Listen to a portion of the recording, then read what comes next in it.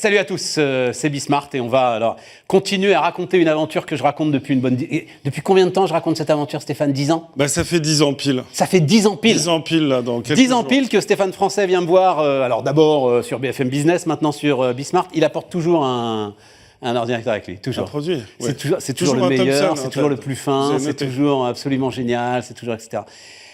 C'est un pari qui est en train de... Enfin, qui est en train...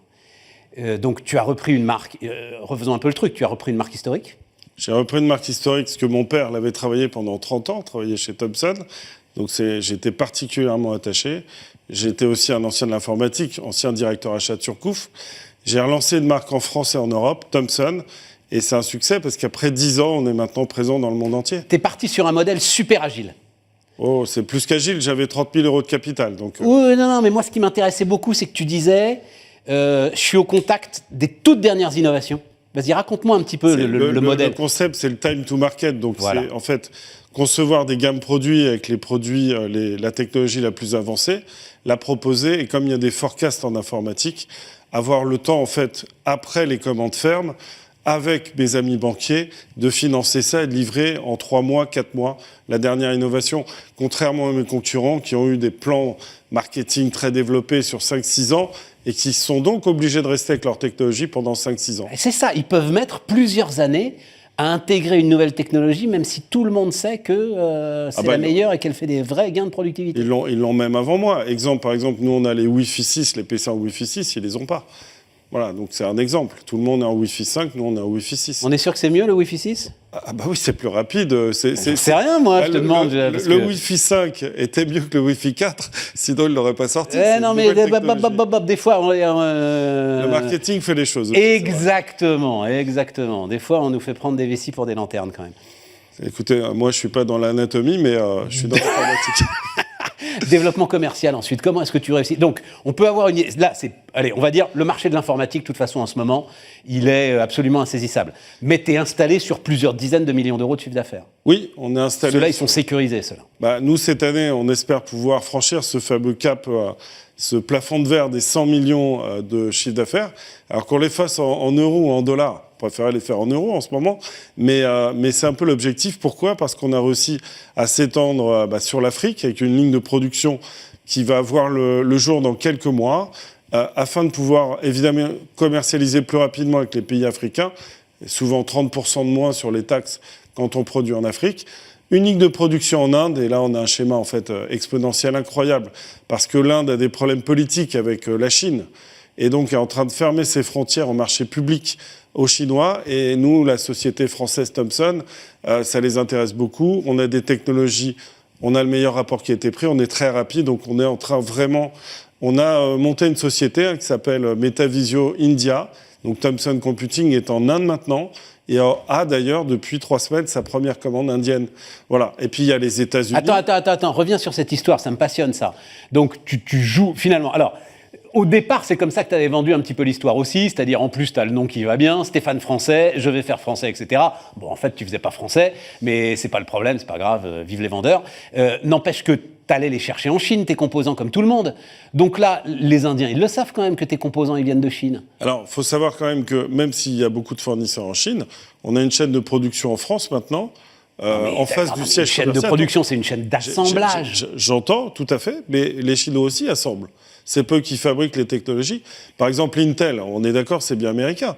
La R&D, elle est américaine, tout est développé en fait aux États-Unis. Okay. La mémoire, par exemple, elle est japonaise, tout le monde le sait. Les disques durs, il y en a des taïwanais. Les écrans. Les écrans, oui, ça c'est chinois. Ça c'est chinois, ouais. Tout à fait, la plasturgie, ça peut te faire un peu n'importe quoi. Mais ils n'ont plus que ça en fait, ils n'ont plus que les écrans finalement. Tu viens de les écrans, citer, les batteries, voilà, ils ont quand même quelques domaines de prédilection. D'accord. Mais ils ne possèdent pas souvent la technologie. Ce sont des centres d'assemblage parce que la main-d'œuvre est très qualifiée et peu chère. Mais très honnêtement, l'Inde aujourd'hui propose des ouvriers beaucoup plus qualifiés et moins chers.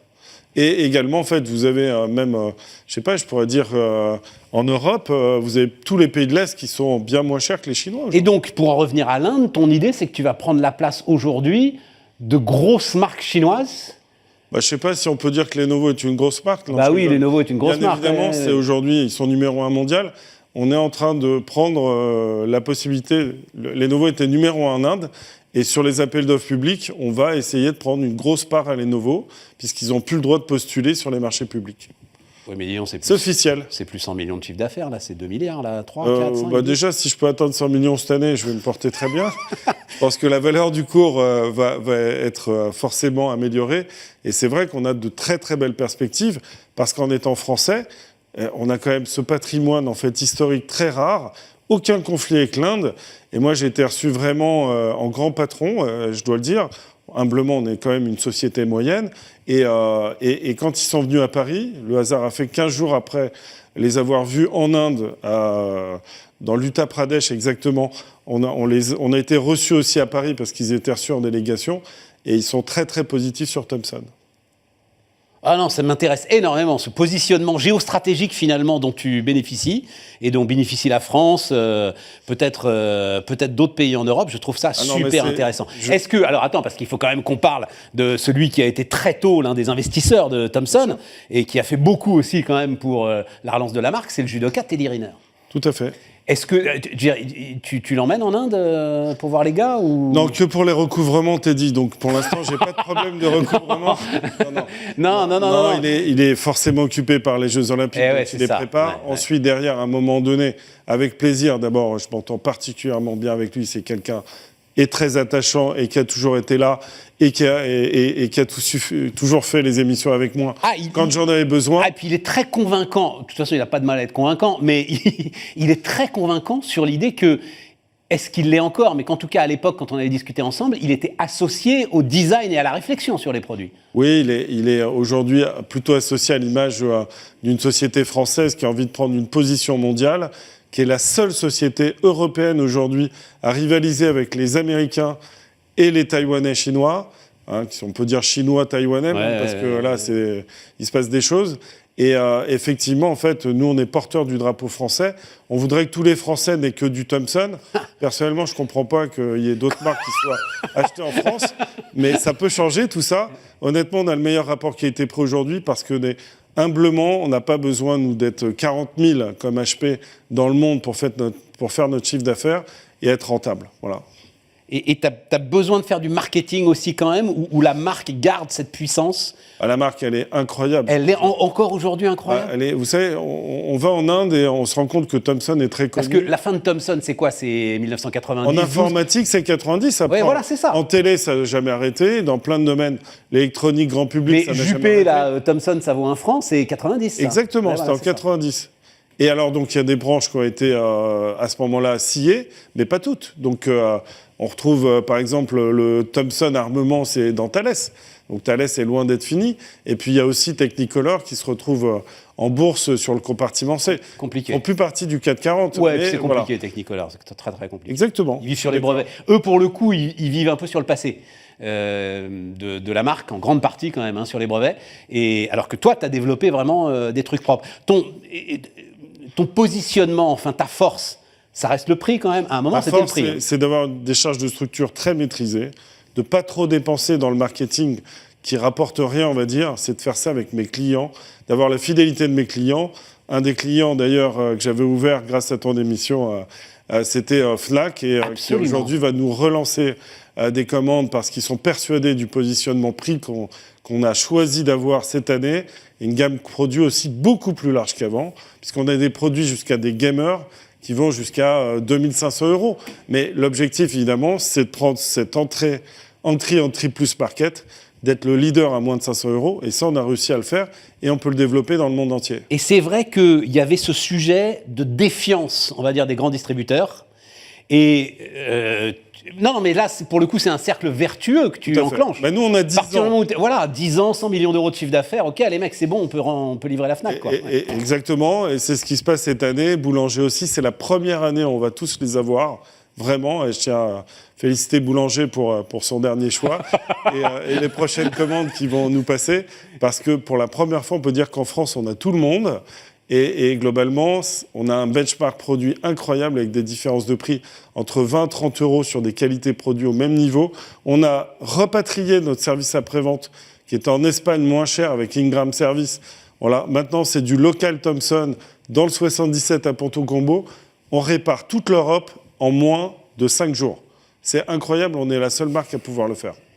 Et évidemment, je remercie évidemment des enseignes comme Leclerc ou des enseignes comme Système U ou des enseignes comme Carrefour Alimentaire qui ont d'abord cru, et puis après des boîtes comme Electrodépôt mais parce que qui ont fait un travail exceptionnel. T'as beaucoup joué là-dessus, puis là on le voit, c'est hyper sympathique, et ça c'est quelque chose qu'on oublie parfois dans le business, c'est-à-dire qu'il y a sans doute un petit côté d'affect, ces grands patrons, la marque Thomson, on essaye de donner un coup de main, même si je m'en suis rendu compte grâce à toi. C'est vrai parce que le grand patron au sommet dit il me faut du Thomson dans les magasins, que derrière les acheteurs ils vont répercuter le truc. Hein. Alors je vais me permettre quand même, la fois on était passé sur ton émission, on a été référencé, on ne l'avait jamais été à la Fnac.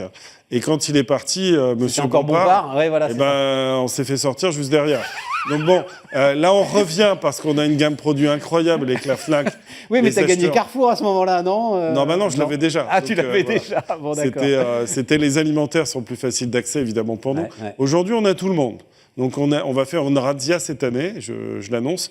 Et évidemment, sur le marché français, je ne comprends pas que en fait, il reste encore quelques Français sans PC Thomson. Encore un mot sur la crise des composants. C'est-à-dire, on a vu, notamment pour l'automobile, que c'était quand même les gros qui étaient servis d'abord. Comment est-ce que tu as fait pour... alors, tu es très tranquille avec cette histoire-là. C'est simple. Hein, l'histoire, elle est... Effectivement, en 2020, en fait, on faisait 47 millions d'euros de chiffre d'affaires. En 2019, on faisait 40 millions, donc moins.